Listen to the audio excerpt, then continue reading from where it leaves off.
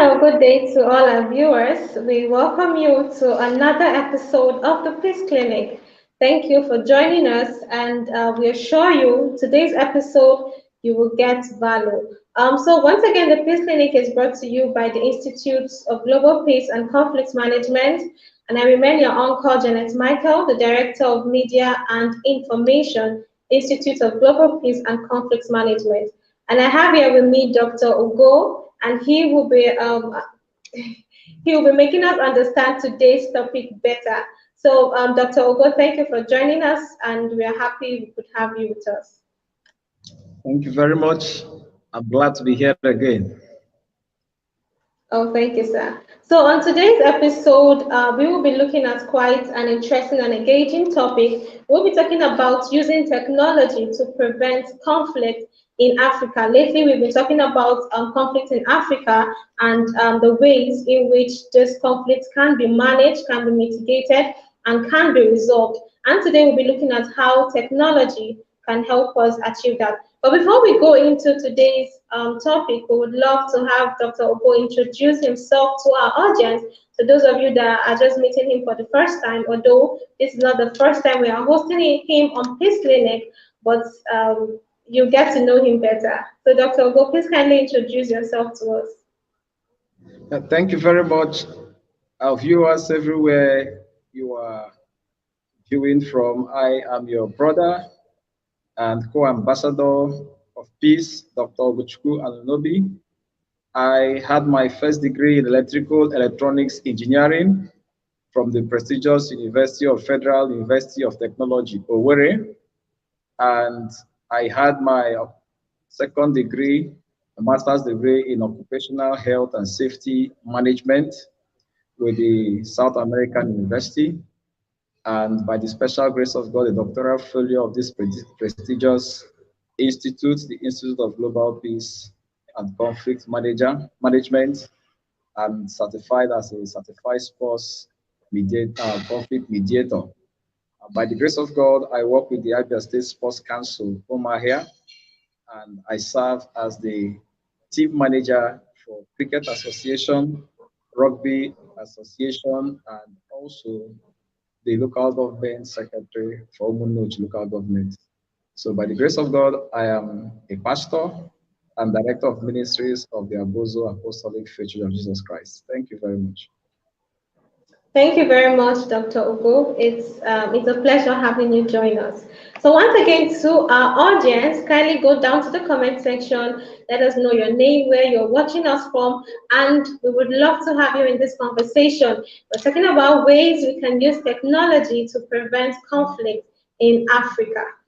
So moving forward, when we talk about technology, we're talking about application of scientific knowledge and methodologies to help solve practical problems and also to make life easier for us as a people. And technology covers almost every facet of life, talking about communication, the medical field, transportation, energy, agriculture, even the environment. So today we'll be having Dr. Ogochukwu shed more light on the topic, how to use technology to prevent conflicts in Africa. So thank you, Dr. Ugo, as you go ahead to share with us. Thank you very much. You're welcome once again. This is a very big pleasure to throw light on this very pressing aspect of life. Conflict is something that exists everywhere human beings are found. And looking at measures to prevent conflict is core to all society, all groups, and every organization in life. So today we are going to be looking at the use of technology in preventing conflict in Africa as a case study. Africa, because people refer to Africa as maybe a third world country. People refer to Africa as a cycle of space where people are not serious with life. People refer to Africans as totally dependent on the Western world.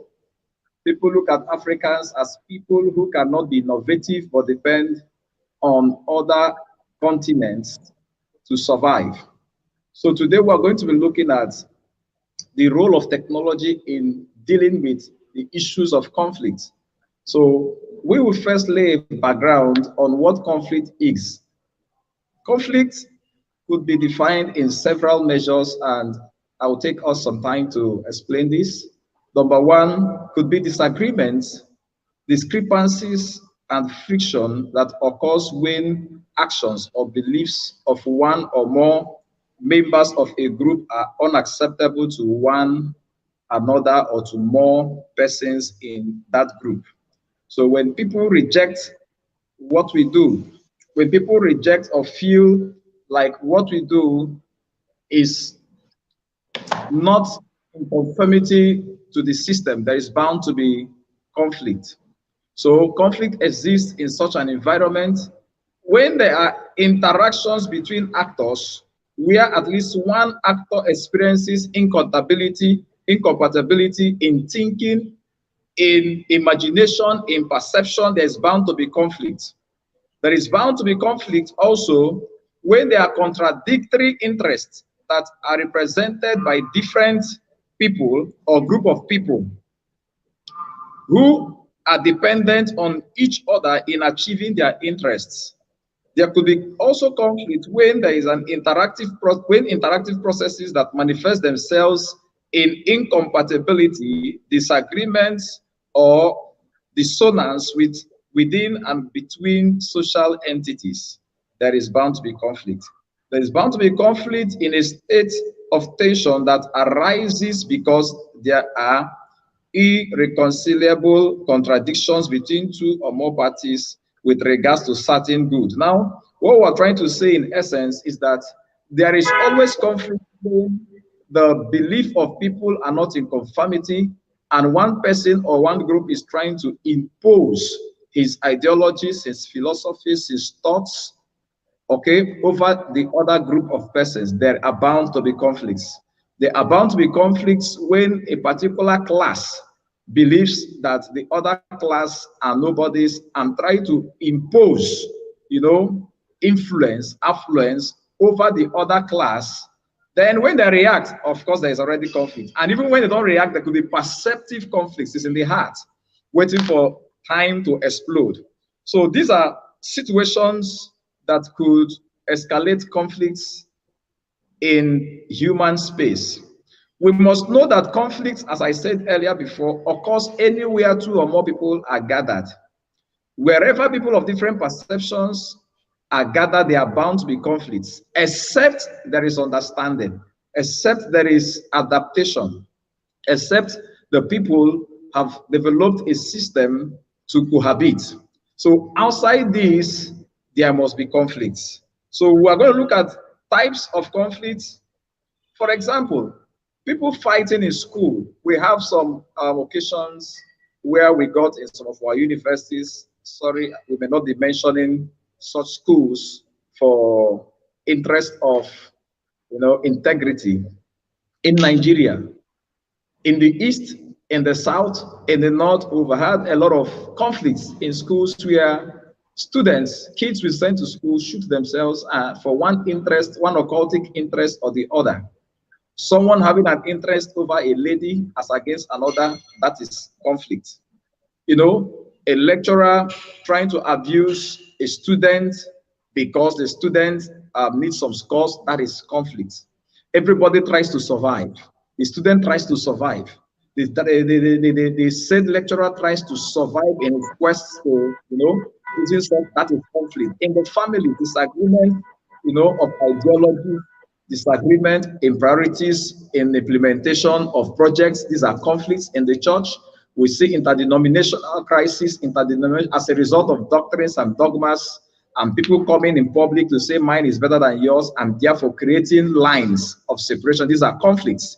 So these are things that are paramount in society in Africa. We have the issues that surround the environment, resource control.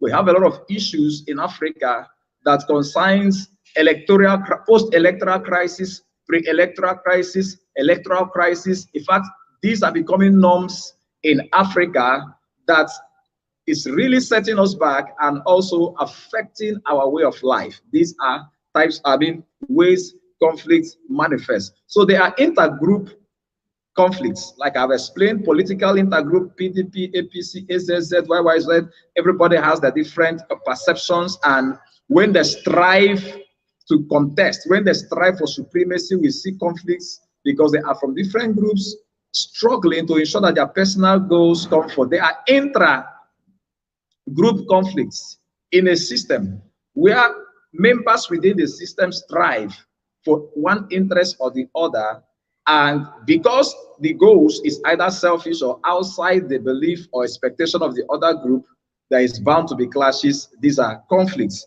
They are content conflicts. There are relationship conflicts, like we see in our lives. You know, what I need may not be what my wife needs. It's a relationship, it's a conflict. So how we handle our relationship, our friends out there, some of us graduate and forget our friends. We feel like we've made it, why they have not made it. Simply placing them low by gesture, by attitude, creates conflict. So there are tax conflicts, there are affective conflicts, there are cognitive conflicts, there are cultural conflicts, very, very basic in Africa. In Nigeria alone, we are told that there are 774 local governments, and there are very, very, very wonderful, sub-tribes in Nigeria alone. Now in Africa, we have different tribes, different cultures. I tell you that in Bayelsa, behind us here, just in Bayelsa, in a particular local government, you could find different tribes in one local government. People speaking different languages, cohabiting in one small space. Now, these guys have different cultures. Maybe the day we go to market might be on the Thursdays, like the Igbos call it Eke Oria Fonko, for example. These other guys have their own market days on the Monday. And they are in between both, and they have the same farm space, maybe border space. And the law states that in your own culture, you should not go to farm on your market days. But we share farm. And this guy from this other side, his own farm day is different, and he has to come to farm on your own farm day. This is crisis. This brews conflict. So our cultural differences, when not managed, could build conflict. There are also organizational conflicts. There are social conflicts, like we see in Africa also. So we are going to be looking at several conflicts, nature of these conflicts, and how we could use technology to affect them. Now, the work-family conflict involves incompatibility demands between work and family roles of individuals. For example, we see in our families where particular persons, a woman becomes a renowned politician and her husband a civil servant. And of course, perception has differed, class have differed. They could no more meet as usual. And, you know, as usual in Africa, the gossip thing will be there. Your wife is sleeping with other men when she goes out. There is conflict. Different work style, different perceptions. The woman is going out in the night because she must meet her clients, she must meet her people. And the husband, by nature of what he does, by 8 he should be at 8 p.m. he should be at home. So these things brew conflict in society. Resource control. Who controls crude? There is crude in my land. I must control the crude. And I'm not controlling the crude. Somebody else from somewhere else is harnessing what is in my backyard. I will not agree. And you take measures or law into your hands to tamper with government facilities. This brews conflict. And we all know the story, how it is dealing hard on us in Nigeria. And also in several countries, like we see in the Diamond Blood conflict, where persons felt like, come on, these diamonds belong to us. We saw such things in Rwanda. We have such matters all over Africa, in Eastern Africa. So you try to take laws into your hands. You try to deliver yourself. You know, the word we say, liberate yourself from the bondage of your fellow man. Liberate yourself from colonialism.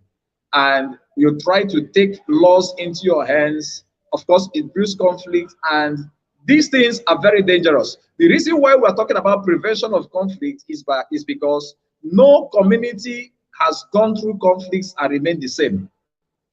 Now, some of us feel that our visions, our drives, our energies will bring emancipation.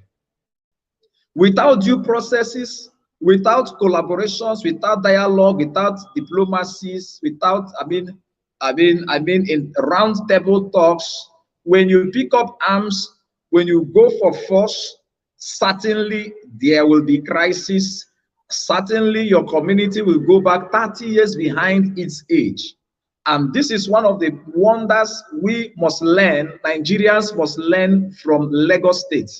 For an example, Lagos State uniquely was one of the areas that was not war touched during the Nigerian crisis. Now, you cannot compare even the FCT with the rate of development in Lagos State. Sorry, we're mentioning names, but we have to use this as backgrounds to check our activities, because conflicts majorly does not do us good if processes laid down to resolve our agitations are not complete. So we must learn to wait until the processes of the agitations are complete in the round table, then the final decision will sit on them. So we don't want people to go into conflicts because it has never paid. Hiroshima will tell the story, how life has been after America dropped an atomic bomb there. Yes, we could go to the background on the causes of the conflict, the agitations, the escalations, but what I am saying is that conflicts can be managed and should be prevented. We must form habits of maturity on the round table, diplomatic measures. We must be diplomatic in everything we do. Millions of people have been lost in crisis. The data released in so many newspapers and national televisions, I bet you, are wrong compared to the reality of escalations from conflicts. We have seen conflicts happen in communities where people use arms and kill our brothers from the north rearing cows because they are tampering with their livestock. There are systems that are responsible for managing these things. Then when it escalates, when these people come and begin to war in your own land, not in their land, they destroy lives. One of them is happening close to me in River State, where today people can no more work by 5 p.m. simply because one person killed a cattle rearer, and the headsmen are after everybody from that clan. Today people are vacating. These are consequences of conflicts. This is a system, a community that just was awarded few universities that are functioning right now. But unfortunately, people are running away. Students have run away. Landlords have run away. Now, people parading there are the headsmen. So what was the essence of killing that person, whom we could have approached using systems of diplomacy?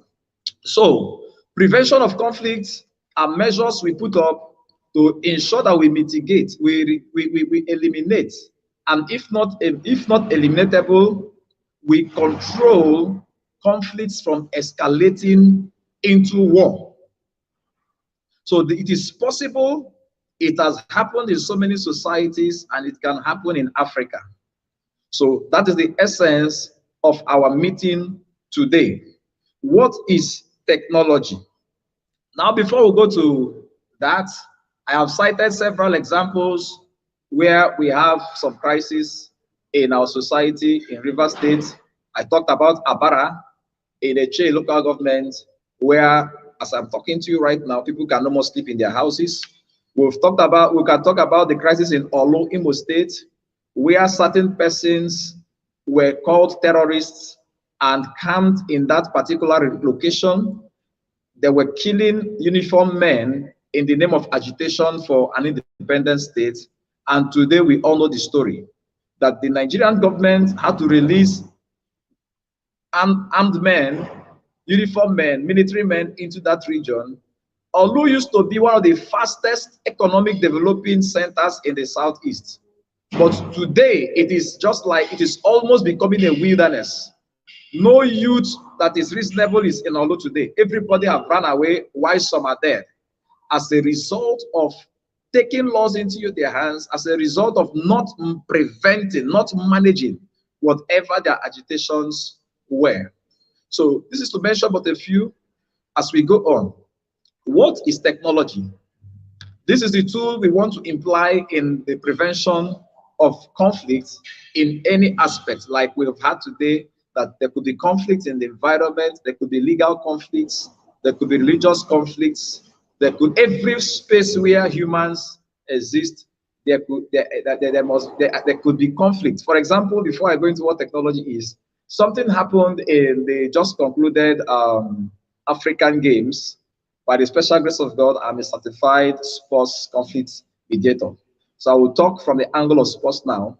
Now, this is an African championship where people gathered from everywhere in Africa to qualify for the Paris Olympics, which everybody in the world is preparing for now.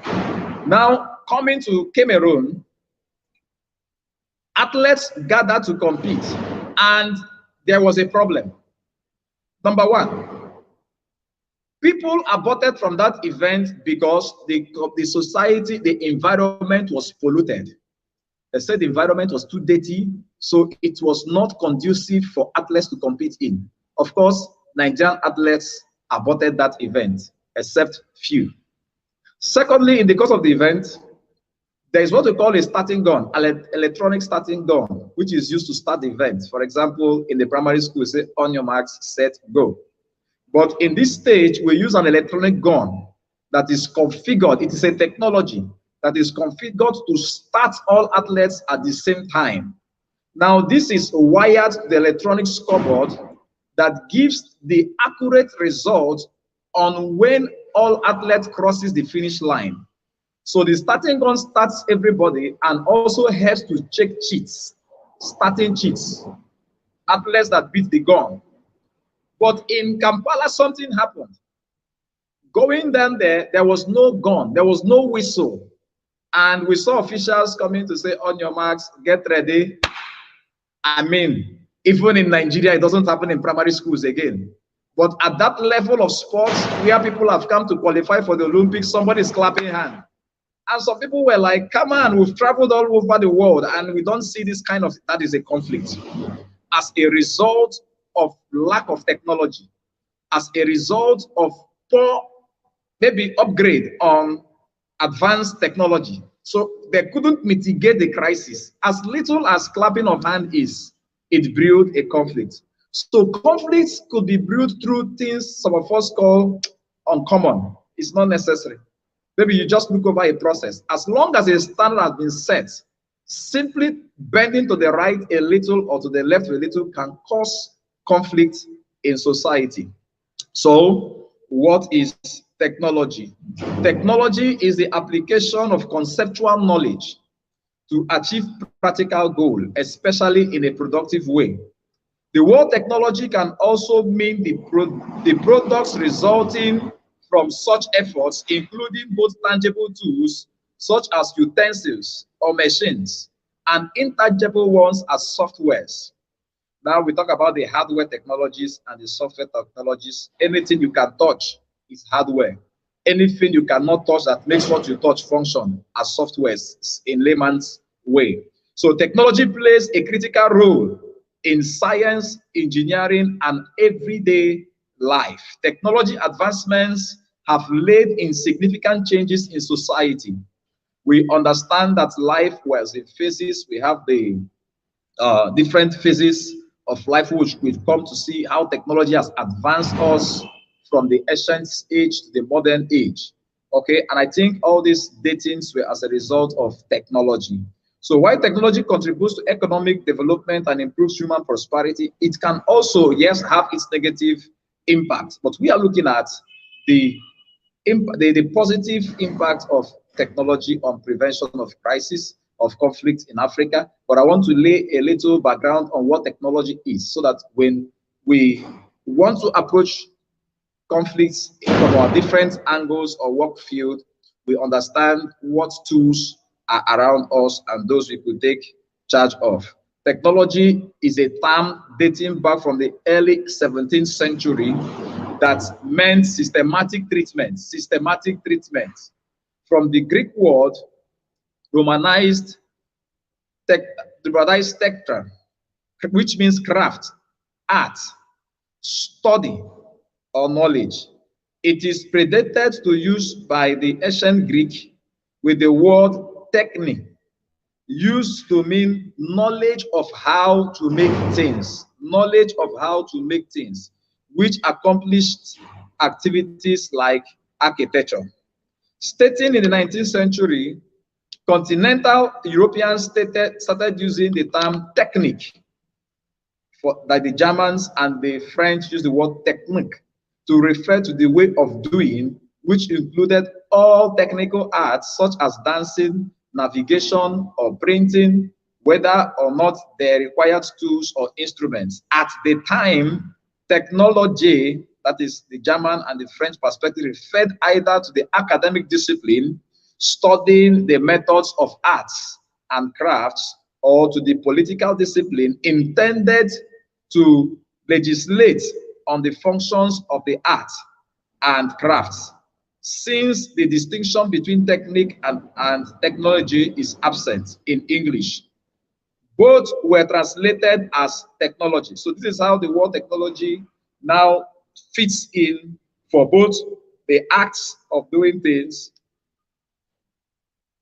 The term was previously uncommon in English and mostly referred to as an academic discipline as in the Massachusetts Institute of Technology. In the 20th century, as a result of scientific progress and the school industrial revolution, technology stopped being considered a distinct academic discipline and took on its current day meaning, the systematic use of knowledge to practical ends. So whatsoever I and you can, out of our wisdom, out of our intellect, construct or put to be, and it exists, is a product of technology. History of technology, we'll give a little history of technology. Tools were initially developed by hominids through observation and trial and error. Around that is millions of years ago, they learned to make the first stone tool by hammering flakes off a pedal, forming a sharp hand axe. This practice was refined 45 kia, that is 1,000 years ago, into pressure flaking, enabling much finer work. The discovery of fire was described by Charles Darwin as possibly the greatest ever made by man. Archaeologically, dietary and social evidence points to continuous human fire use at least 5.1 million, that is 5.1 thousand years ago. Fire fueled with wood and charcoal allowed early humans to cook their food to increase its digestibility, improving its nutrient values, and broadening the number of foods that could be eaten. The cooking hypothesis proposes that the ability to cook promoted an increase of homicide brain size, though some researchers find the evidence inconclusive. Archaeologically, evidence of hearts have dated to 790 Kia. Researchers believe this is likely to have intensified human socialization and may have contributed to the emergence of language. So we have the Neolithic age, the era of artifacts, including bracelets, axe heads, chisels, and polishing tools. This is called the era of the Neolithic. We have the Mesolithic age. In some areas, such as Ireland, agriculture fed larger population and transition to the sedentism allowed for the simultaneous raising of more children. Now, there are ages technology has transformed to where we are today. We used to have the ancient technologies of the Egyptian technology, the ancient technology of the Indian technologies, the Chinese technologies, the Greek technologies, and the Roman technologies, the Iranian technologies. Now, the wheel was invented in C4000 BCE. The wheel, this transformed the way life was lived and quickened the speed of time. So technology is one of the systems that aided in quickening time. After harnessing fire, humans discovered other forms of energy. The earliest known was the wind power. The wind power through the sailing ship. And the earliest record of ship under sail is that of the Nile boat, dating around 7000 BCE. From prehistoric times, Egyptians likely used the power of annual flooding of the Nile to irrigate their lands, gradually learning to regulate much of it through purposely built irrigation channels and catch basins. So we see that in Africa, so many years ago, the Egyptians have already provided a technology called irrigation system, which enhanced their agricultural system. So technology plays an active role in agriculture. Now we come down to the case study, which is conflict mitigation, conflict prevention. Technology is one important tool Africans must look into. There are several things and several technologies we could employ. Like I said, whatever we can invent to achieve a goal is technology. Now, by the special grace of God, we have what is called the ICT, the Information, Communication, and Technology systems that has been introduced in the modern age. Now, the ICT is a combination of information and communication technologies. Now, information includes the sending of messages, reception of messages, and sending a feedback. That is when we say communication is complete. So without proper communication, there is bound to be conflict. So where people do not communicate effectively, there is bound to be conflict. Where people do not receive proper information, there is bound to be conflict. When representations of an information is thwarted or is diluted in between the sender to the receiver, there is bound to be conflict. And we know what that means. For example, people posting pictures of dead persons and tagging it crisis in Abeokuta, when such thing has never occurred. It is brewing crisis. So when information is not adequately projected or presented, there could be crisis or there could be war, because people exist in different phases of mindsets. Not everybody has the endurance of acquiring knowledge or asking questions to investigate particular things. Some jumped into battles without research. Now, information communication technologies are very important in the mitigation or prevention of conflicts. For example, there are more than 60 billion cell phones on Earth today. The cell phones have helped to solve the problem of traveling far and wide. The cell phones, the ICT has reduced the travel time, the risk of accidents, the risk of, crisis of different classes in society. So ICT is one of the technologies we're going to be looking at today. The ICT is a very broad, field. It's a very broad technology that, of course, is a very, very important tool for the progress of the globe. So how can we employ ICT in Africa to prevent conflicts? We've noted that there are interpersonal conflicts, there are intrapersonal conflicts, there are interstate conflicts, and there are conflicts as a result of elections, causes of conflicts. We've talked about the electoral crisis. We've talked about interests, political interests, personal interests, conflict of interests. We've talked about all those things that causes conflicts in Africa, especially border crisis, control of borders, interreligious disputes, Muslim, Christian, Hindu, Shinto, traditional, religions, where people do not understand how they can adapt and live together. It could cause crisis. We talk about environmental impact. For example, oil spillages in communities. We've look at water poisoning that causes cholera in the riverine areas. where certain persons in a particular village doing agriculture with urea, with potassium, with NPKs, with all those fertilizers in a hilly area, and when the rain comes, it leaches into the river, and the river streams down to another community. People take the water and they are poisoned. The fishes die. Those animals that inhabit the waters perish. Of course, it is crisis.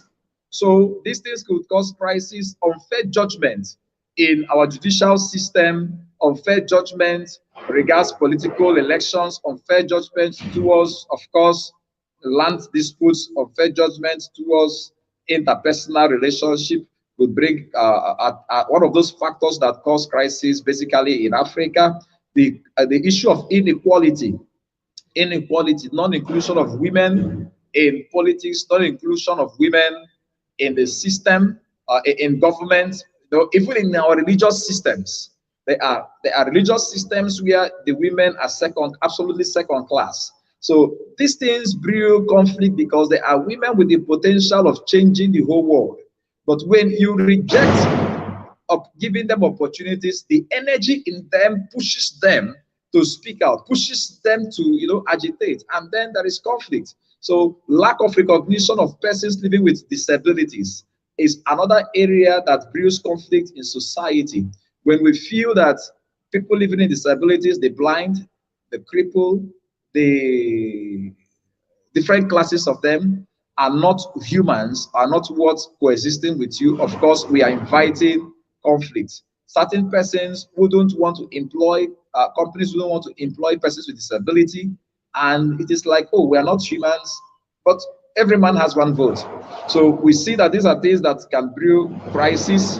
Unprofessional engineering implementations, unprofessional engineering implementations can also brew crisis.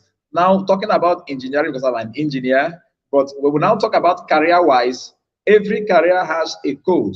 Every career has protocols that makes them function effectively.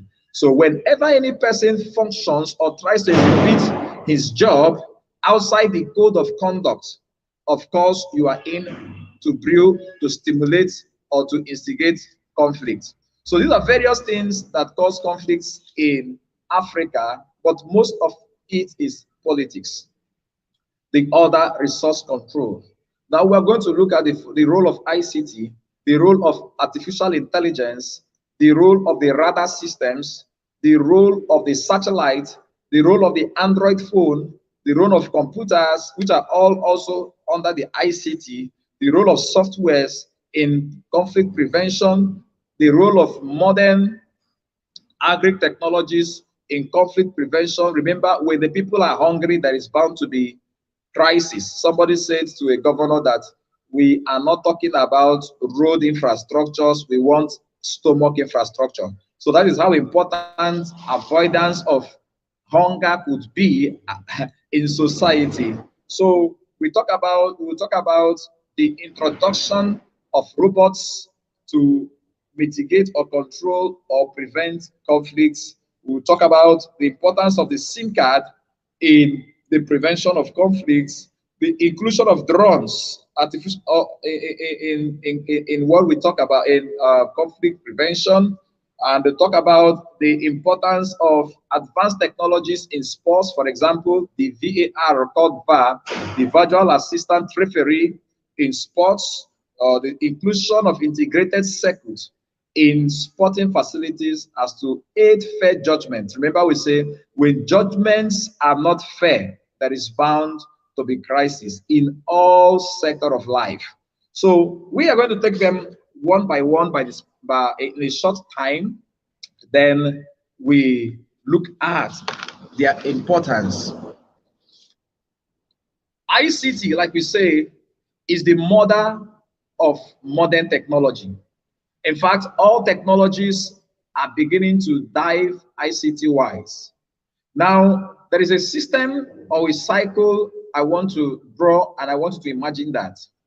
Now, up there above the air, outside this world, in the space we call the planetary cycle, where all planets are orbiting around the sun, There are objects rotating with the planetary bodies, the Earth, Mars, Pluto, and so on, called satellites. These are passive, objects floating in the space. Now, these satellites have different responsibilities. And because they are above the Earth, they receive signals from the Earth through what we call transmitting gadgets. For example, your cell phone, a transmitting gadget. Okay. Now, the transmitters send this communication, this information data through systems, through the antennas. We're not mentioning particular, objects, facilities that are contained in this ICT. Okay. Now we have talked about the cell phones, which transmits information to the substation that receives the information. For example, I want to call you. I have your number, which is coded in the system, where immediately I dial, it is received through the cells and through the antenna, the dish, okay, that reflects in the substation, which in microseconds, nanoseconds, and that go to the satellite. From the satellite, it is reflected to the exact transmitter close to you, 3,000 kilometers close to you, and it comes into your phone in split seconds. This is what technology has done on Earth. Now, these satellites up there have different roles they play in humanity on Earth. These satellites could be used to control environmental impacts, to analyze and forecast, weather condition, climatic changes, okay, can be used for security purposes, because up there it views the Earth. The super technology camera systems that it has could snap millions of pictures per time, could zoom into Earth at any range and pick its imagery and send back to whosoever is monitoring it. This is how important ICT is. This is how important the system is. The satellites are up there regulating security. Of course, this is for the advantage of whoever controls the satellite. Now, this brings us to a very important factor, that technology is good, but can be dangerous if the wrong persons have these technologies at hand. This is the reason why the government must take every measure to ensure that every advancing technology on ground, we get it. Because when technologies advance and yours get outdated, criminals, terrorists, what we call cyber terrorists or technological terrorists, could strike your company, could strike your data, could strike you, and it's all over. So back to the satellite systems. The satellite systems now give feedback to the controllers. For example, MTN Nigeria, Econet, and so on and so forth. These have this, they have the privilege on communications, to manage communication data up there, down there. Okay. Now, this is one of the aspects of communication gadgets, and this aid in the mitigation of crisis. Now, when we get informations from Taraba State and we are traveling to Taraba State from Abuja, of course, it has helped us prevent getting engaged in that conflict. So these are the importance of technology in prevention of conflict. Remember that in conflict, talking about conflicts, we could be involved in the conflict, engaged directly in the conflict, or indirectly in the conflict. When the security agencies hear that there are particular persons, or get data that there are particular persons that are trying to invade a particular community through the satellite systems, and abort it, mitigate it by barricades through the cell phone, through the satellite systems, we see the importance of technology in the prevention of crisis in Africa. So advanced nations have taken a charge of this. Now, these also have remote systems where it also controls what we call camcorders. Some people call them camcorders, some people call them street cams, whatever name you use to describe them. I'm trying to talk about cameras on the streets, cameras in hotel, in public places, in churches, in mosques, cameras everywhere, controlled by the government or controlled by the government licensed companies. This aids in averting conflicts, interreligious crises, where persons are gathered in a particular place, carrying out particular meetings, and automatically those, informations are leaked through these cameras or are leaked through the satellite systems. Of course, they are internet-worked. All these cameras, whether in the streets, whether in the secret rooms, are internet-worked. Okay? Now, from the control room through the satellite up there, all these things happening everywhere is viewed. This helps in avoiding crisis, criminal activities, anything that affects the interest of and goal of a group of persons' peace is crisis. So crisis could be anywhere. So these ICT systems, we've talked about the satellites, the role of the antennas, the role of the repeater stations. There are repeater stations that are stationed, in a particular distance between Aba and Port Harcourt. There could be up to 20 or more repeater stations. What they do is try to amplify the strength of network that has been transmitted from the subunit. So making the communication network strong, irrespective of what happens. So we have the fiber optics. The fiber optics are also gadgets. Of course, some people call them wires, but these kind of wires are high-speed wires that aid in transmitting communication from one point to the other. Okay, now the fiber optics are kind of wires that transmit communication in the speed of light. In the speed of light. So they are advanced communication cables that transmit communication. So these fiber optics are another level of technologies that is being introduced and is used in the West. Of course, is in Nigeria, but we need to make, people know more of it and its advantages over other kinds of outdated, wires. Okay, now it aids in making sure that information going through does not drop. The quality of information, whether they are visual communications, whether they are audio communications, whether they are visual and audio communications, the quality stands strong. So the fiber optics is a very important technology that has been introduced in the ICT to ensure speed and quality in communication dissemination, because we say if communication is distorted, information could be distorted. So a proper transmission of communication transmits the mind of the sender. Remember, we said that when the receiver does not understand the sender, the communication, the information the sender is sending, there is bound to be crisis, there's bound to be conflict. So this is for the satellite. Another thing that can help us prevent crisis, troubles, different kinds of issues is what we call the radar systems. The radar is a kind of, technology that aids to pick signals in a particular aerospace. Now, let us not just use the word aerospace, because aerospace has to deal with specifically the aeronautic or the airspace. Technology in any sector can be applied in another sector for the advantage or goal of that sector. Now, we saw what happened in between the the Russian and the Ukraine crisis, where drones were shot.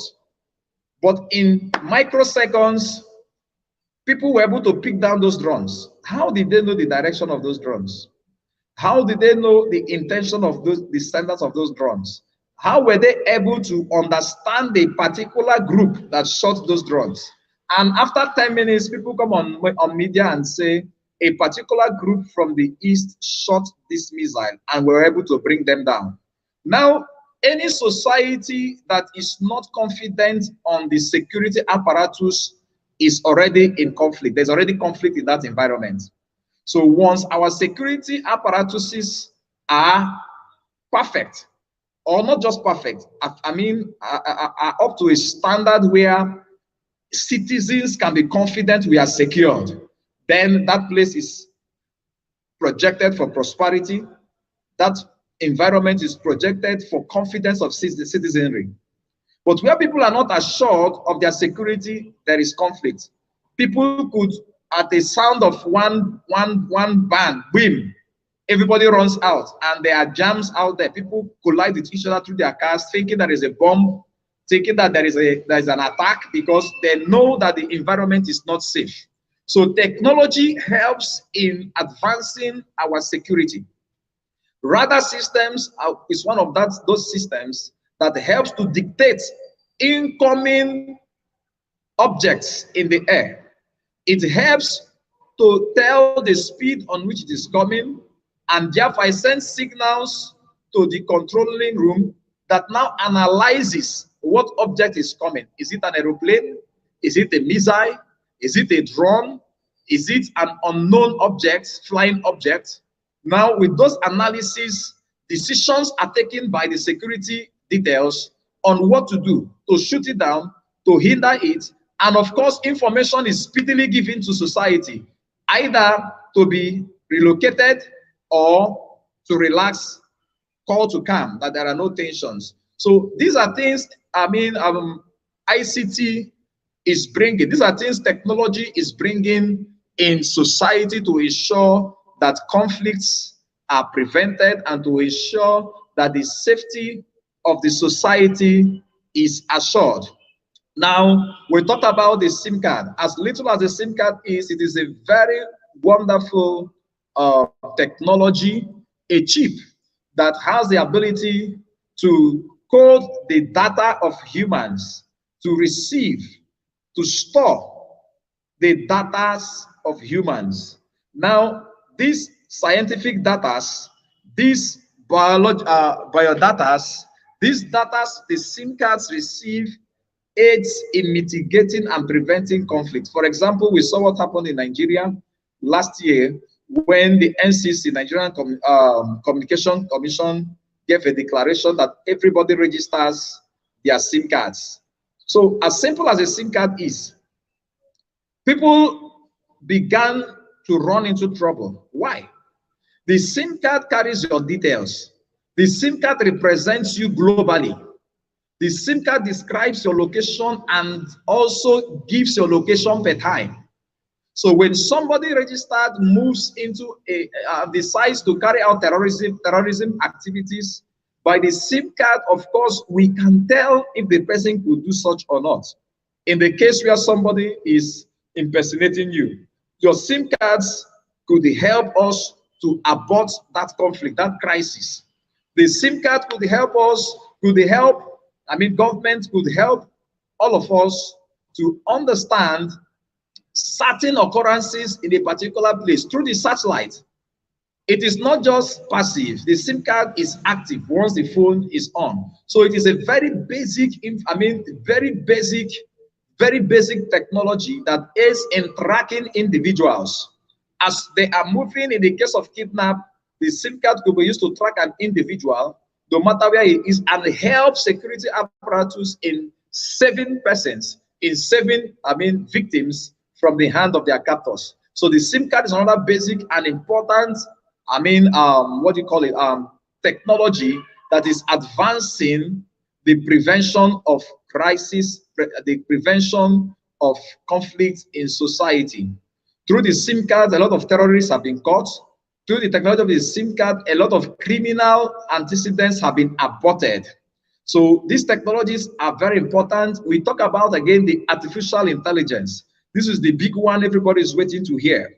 This is one that people are fighting against. But I want to tell you, the Western world is taking advantage of it.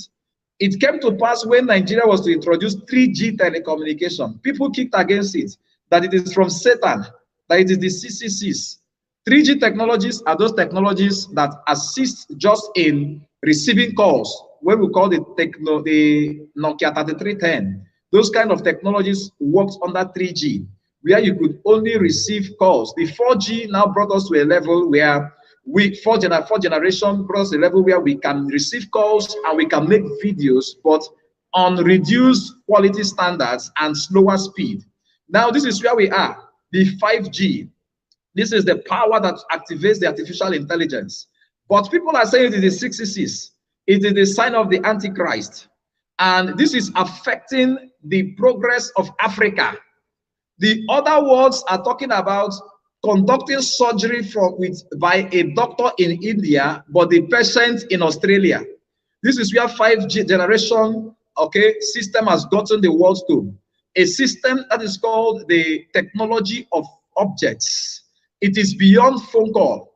It is beyond video call. It is the technology of emotions, where people could be in different distances and, you know, interact as if they are at the same place. Think about it. Where somebody is in the village, is in the office, and the tractor in the farm is carrying out exactly, details what he wants him to do in his farm. That is what the 5G generation technology is bringing on board. Okay, it is a system where people are carrying wars, remote wars, the remote controlling robots to carry out industrialized functions without being present. This is what technology is bringing. It is no more talking about speed, but efficiency, effectiveness, and precision services without error. Okay, so these things are things, technology is doing for us. For the issue that is getting us crazy in Africa, electoral crisis, technology is helping us reduce this every day. For example, we talked about the camcorders, the street cams, the electoral pool cams. There could be electoral pool cams because we've seen crisis generated in particular polling booths where illiterate persons, sorry to use the word illiterate for people, but I mean people that are not duly informed or that cannot read, comes to a polling booth and somebody says, press here. But the person says, I want the fowl, or I want the umbrella, or I want the broom. And the person says, press here. And information leaks. It is crisis. There is fight there. So whatever brings conflict in a particular setting is a core concern to us. So we must implement every energy through technology to ensure that these things are mitigated, are avoided. So if there are camcorders in those areas, we now see it could help us control, it could help us understand what foul plays are trying to be displayed there. And when the public understands that there are cameras installed somewhere nobody knows, viewing us, particular decisions we want to take that is contrary to the law will be mitigated. Everybody just respects himself because in the bus there are cameras, in the polling unit there are cameras, the electoral papers are coded with technologies that makes them sensitive. We call them sensitive materials. Once you tamper with that sensitive material, when it is received and put under check, people discover that this is not a real paper, it is a photocopy paper, or it has been tampered with. Technology is solving a lot of problems in the world, and Africa needs to take charge of it. We must reduce conflicts to the lowest minimum by the implementation of technologies. The BVAS system was introduced to mitigate or prevent trouble or crisis conflicts that are associated with elections in Nigeria as a case study. And I know the question will be coming there, did the BVAS work? Now, what are these challenges? Africa is just a special place, but we will get there. So government must put in its energies in technology to ensure that we bring conflicts to the lowest minimum. In sports, like I've referred to, the technology that checks the status of athletes in athletics and the closure. Now we have conflicts where athletes, after running, the scoreboard is still running, it doesn't stop, but the athletes have stopped. The scoreboard, what we call, uses a shadow dictator, which snaps the first person that crosses the line and triggers the clock to stop. But we'll get there. Certain challenges affect efficiency of these technologies in Africa. And when it is not gotten, it is like the effort of all these athletes are in vain. An athlete trains for 2 years for a particular competition, and after that competition, he or she does not get a result to go home with, to say, this was the show of my performance. It is a disaster and can ruin a whole system's organization. So it is important to understand this. Another thing that is around us that is a big technology we must appreciate is the Android. The Android is the introduction of an advanced system, gadgets, telecommunication system that has gone beyond telecommunication to whatever you want to do with it. The Android is a library of books in your hand. The Android is your security in your hand. The Android, is your school in your hand. So with the Android, crisis could be prevented through dissipation of proper informations. You don't need to have a television to watch news. Now, what we display through these technologies is very important. The informations we send through the news system, the Opera News, the CNN News, the BBC News on the Android, the updates we get every morning could help us to avoid and prevent crisis. For example, before the last election in Nigeria, which was supposed to be a bomb, there was tension in Nigeria. Glory be to God. Thank you for INEC. Thank you for every institute that put in efforts to preach peace. Every morning when you open your phone, it is peace, peace building informations. Do not kill yourself, because the people you kill yourself for will forget you when they go on.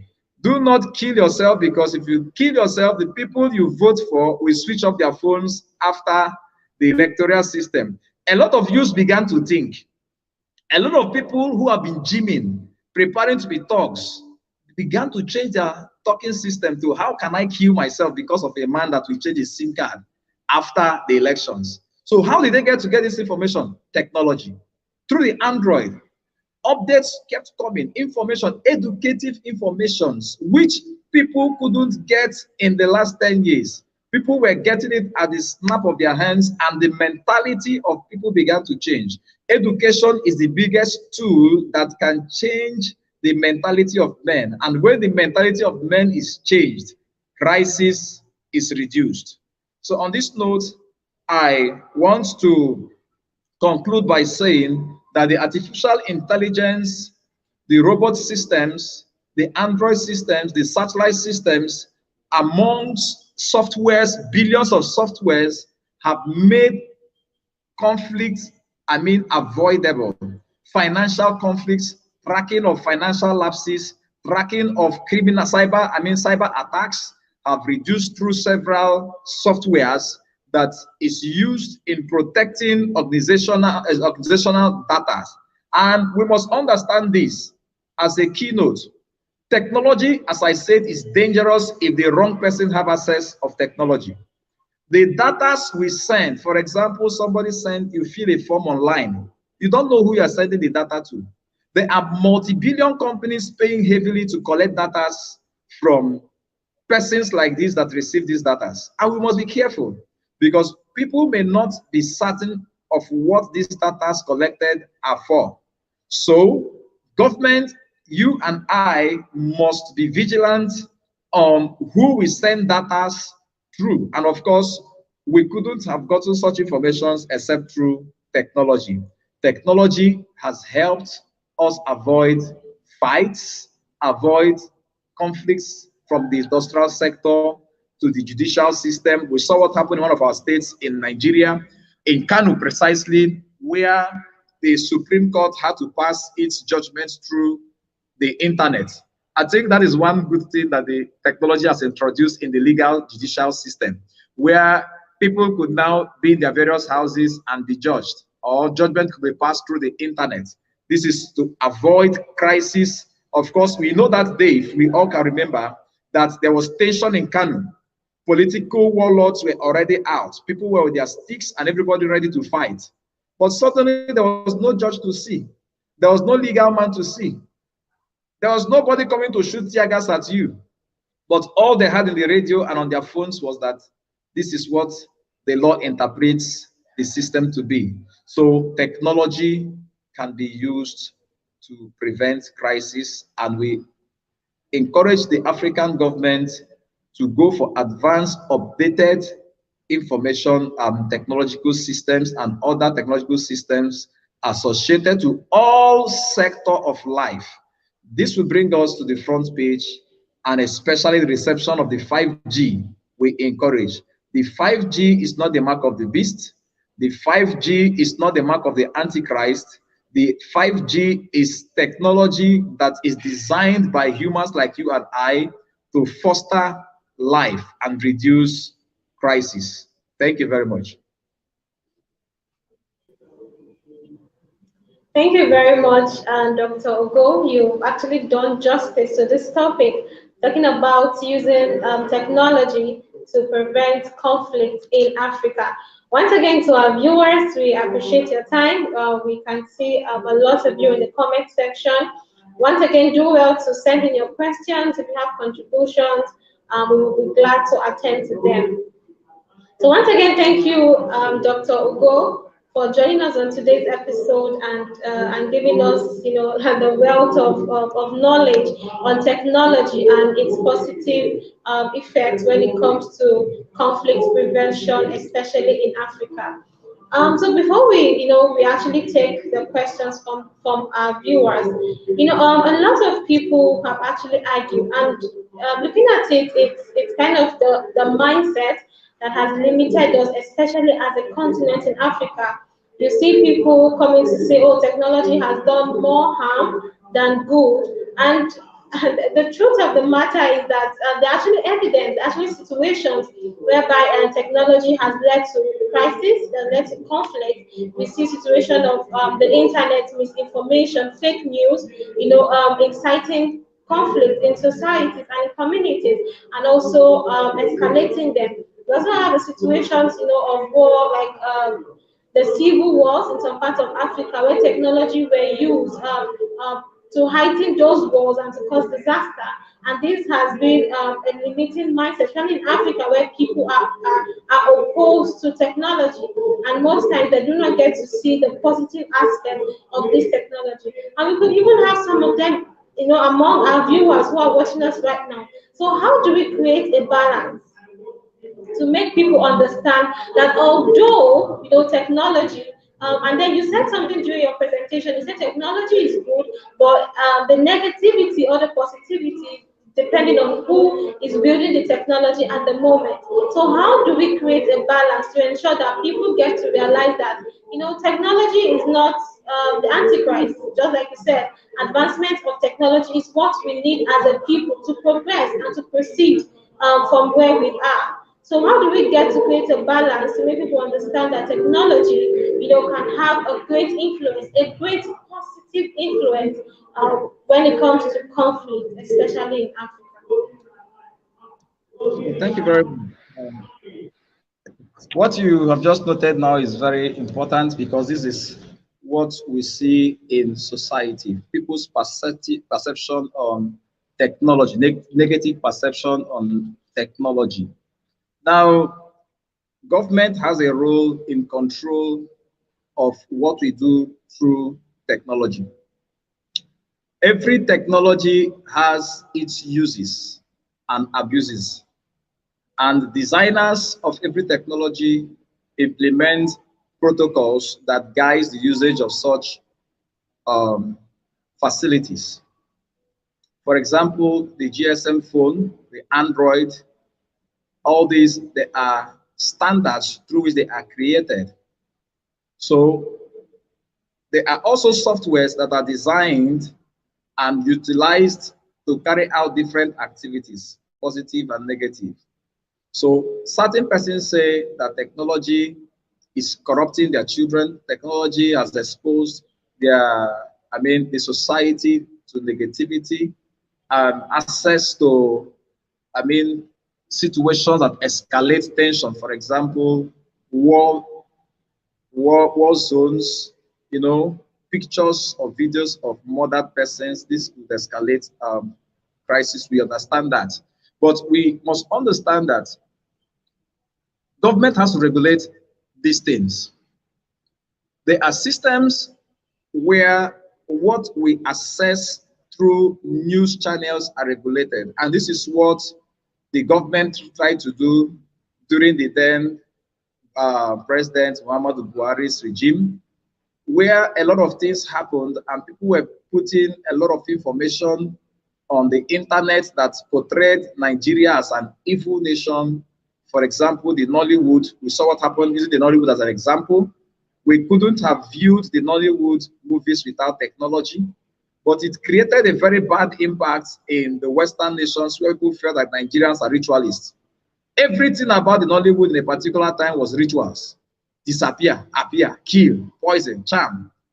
But government had to intervene, talk to the regulators of these systems, and the movies they began to produce reduced from murder to projecting our nation as a great nation, as a nation that has not lost hope but is going to bounce back strong again.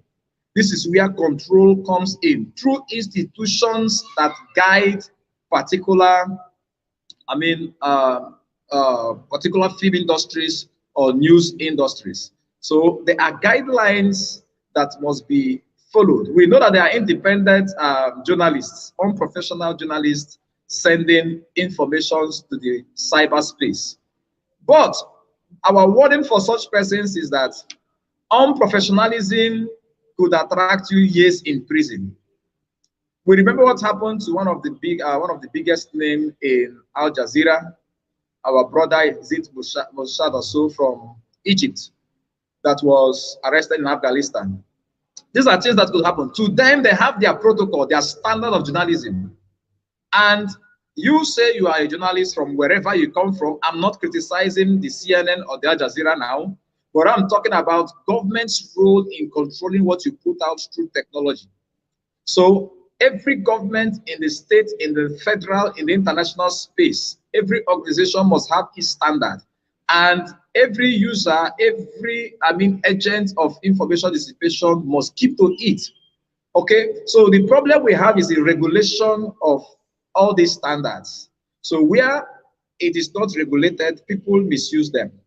So, but where there are regulations, then of course people can always bypass. But bypassing would not be knowledgeable to everybody. So it is reduction. Remember that trouble cannot be totally eliminated, but can be reduced to a lowest minimum. So control measures through institutions that guide a particular institution can help us reduce the negative impact of technology in society. And finally, on the mindset, the mindset of people that technology is evil. Technology, through education, they come to understand. We remember that before now, not everybody accepted to buy a GSM phone. But 10 years after, even the grandma in the village now uses telephone. We remember that before now, not everybody allowed his or her daughter to wear jean trousers. But today, jean trousers is common everywhere. Because through technology, we have seen that this prevents the girl child from being raped easily outside there. Through technology, we've come to understand that this is fashion. It is not male trouser, it is female trouser. Through technology.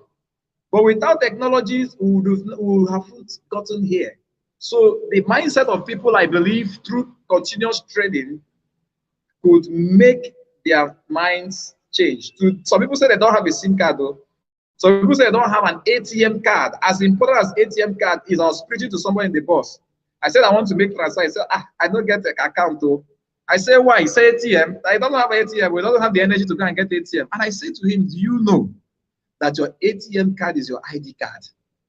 A time will come when your ATM card, nobody will be using photograph and all those kind of outdated ID cards again. But simply slotting your ATM card would give your information and you are let go. And he said, how it take happen? I said, but that is true. Go and get an account and go and get an ATM card. So that is what education can do in the changing of the mindset of people in the society. Thank you. Thank you very much, Dr. Ugochukwu. And for one, that is actually what the Peace Clinic is all about, a platform where people are being educated and where mindsets are being changed. So people become aware and are well informed concerning certain ideologies that we need to do away with as a people. And so moving forward, we'll be looking at, there are practical examples where technology was used, in countries in Africa to help prevent crisis. We see the situation in Kenya during the Kenya 2027 to 2028 post-election violence. There's a need to initiate, there's a need to initiate to promote peace and also prevent future conflict. And a certain technology was used, which was called the Peace TXT project. And this technology leveraged on the mobile technology, just like we've been talking about, to send peace promoting messages to communicate to community at risk of conflict. And this impacted the situation of things in no small way. This SMS messages help to calm the tension and also reduce rumor and promote peaceful behavior during the election period. We also have situation in Tanzania where drones were used for anti poaching efforts. The wildlife poaching led to crisis among the people, the poachers, the local community, and it was almost leading to conflict. But this technology, the drones, were used to monitor this, and then the crisis was resolved.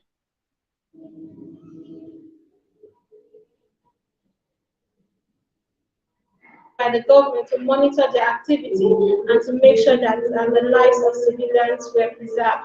And so, looking at this practical example, we wanted to share, more light because some people are not aware of this. So, we'd love you to share more light on how, in practical terms, this technology can be used in the prevention of conflict. Not just, in Africa. When we talk about Africa, people think, oh, we're talking about the border, in terms of context. Now, in our local communities, people that have their smartphone at hand, that's the only technology they know about. That's the one, they can handle or operate. So how can this technology, how can these devices be used to prevent conflict in situations where that would likely lead to conflict? Okay. Now, whatever are the practical terms now on how these technologies could be used to prevent crisis in Africa or the world at large. Now, you talked about the drones. The presence of the drone brings different thoughts to man. What is this? It is watching me. I better go home because somebody is watching me from somewhere. Already, it brings a psychological impact on its viewers. Now, you also notice that in areas where there are criminal activities on highways, once there is a presence of the drone, now the drone are gadgets that look like flying gadgets, like the aeroplane that is remotely controlled. Now they carry camera sensors, okay? Now, which serves as the eye of the drone. Now, this technology is built using the camera technology. Okay, it has the optical sensors that view, just like your eye, you have the retina that sees for you. Okay, but how it now works is taking your eyes, for example, and putting it in another object. And remember that it is connected to your brain by a wireless system. It is the brain that transmits what your eye sees to give you the real information of what you see, and not just the eyes. So when we pluck out these eyes and extend it to an object that could be connected to the brain, no matter how far you take the eyes, the brain will continue to receive that information, process that information, and store that information. These are the ideologies behind the creation of the drone, a flying object that carries the eyes of the camera, while the camera and its processing and storage system is static. So everything happening out there is coming back to a monitor that views the feedback received by the sensor, the optical sensor out there.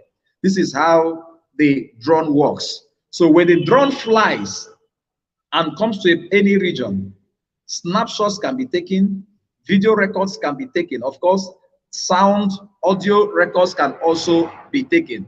These are core things that this has to do when it comes to the technological aspect of it. And also, we saw in some areas where the drones were used to lift, okay, relief materials to strongholds of enemies, okay, where hunger is smiting people, but there are no routes to that place.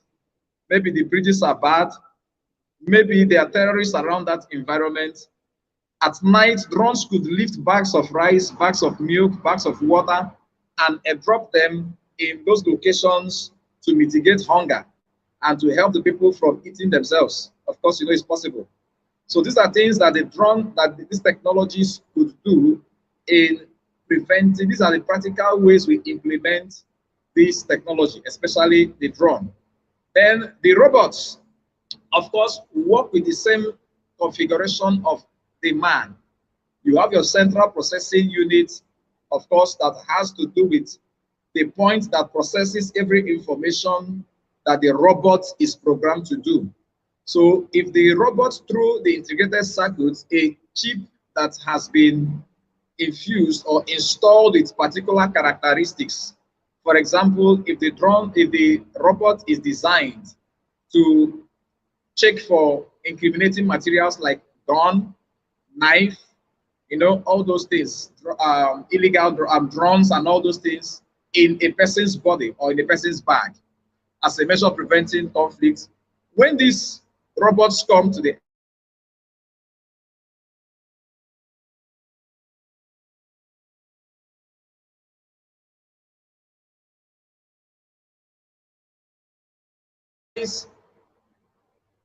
there is a scanner that scans the human being.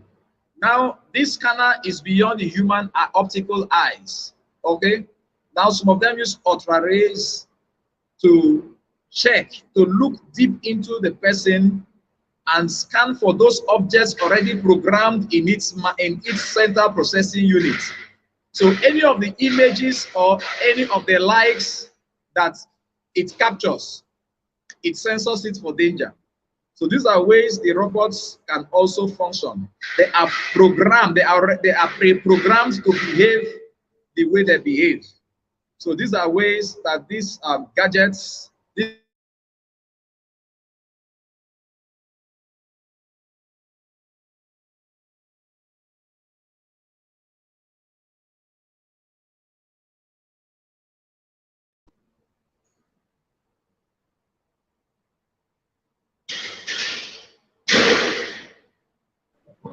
Thank you very much, Dr. Ugochukwu, for such a wonderful section. To our audience, we appreciate you for joining us. Our time is fast spent and we'll be coming to an end of today's episode.